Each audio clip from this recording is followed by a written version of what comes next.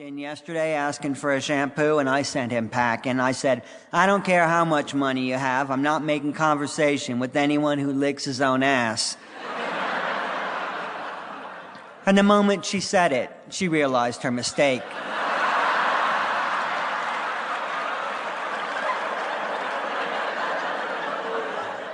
Now, what's wrong with that? The cat said. It's good to have a clean anus. Why, I lick mine at least 5 times a day. And I admire you for it, the baboon said. But you're not a dog. Meaning, on a cat it's classy, the baboon said. There's a grace to it, but a dog, you know the way they hunker over, legs going every which way. Well, yes, the cat said, I suppose you have a point. Then they slobber and drool all over everything, and what they don't get wet, they chew to pieces. That they do, the cat chuckled. And the baboon relaxed and searched her memory for a slanderous dog story. The collie, the German shepherd, the spaniel she claimed to have turned away. They were all good friends of hers and faithful clients. But what would it hurt to pretend otherwise and draw that fine line between licking ass and simply kissing it?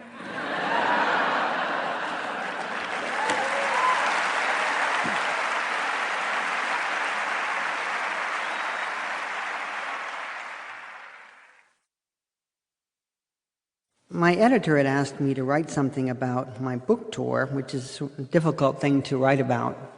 This is what I've come up with. If anything should be bracketed by matching bookends, I suppose it's an author tour. The ones I'd undertaken in the past had begun in one independent or chain store and ended a month or so later in another. The landscape, though, has changed since then. And it's telling that on this latest tour, I started and finished at the Costco.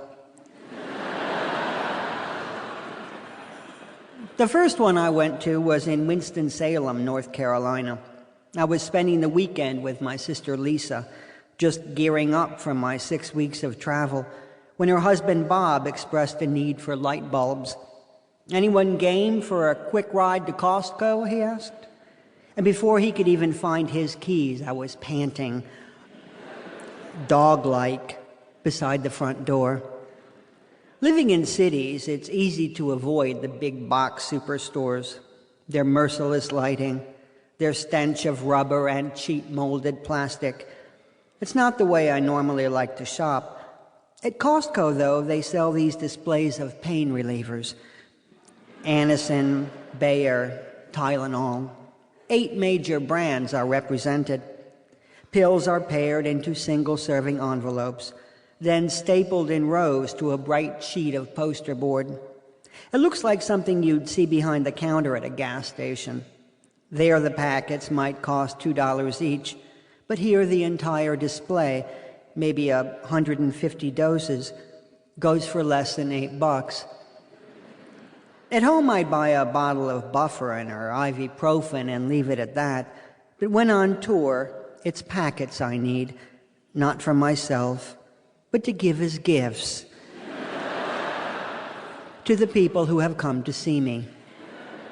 Say it's someone's birthday or anniversary.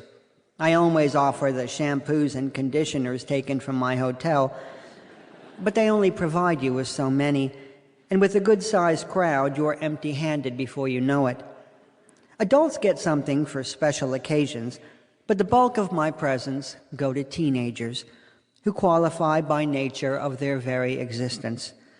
Real fun is right at their fingertips, but instead of taking bong hits in a stolen car or getting pregnant in a neighbor's tool shed, they've come to a bookstore